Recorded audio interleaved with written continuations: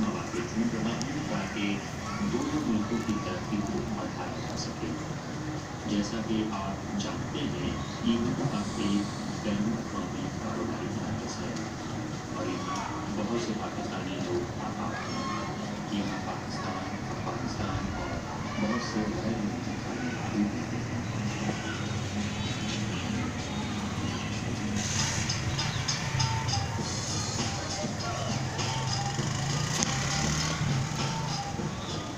ये देखिए नुमान एवेन्यू में किस तरह से ये अपनी जान ख़तरे में डाल के सीवरेज लाइंस ठीक कर रहा है ये प्लम्बर।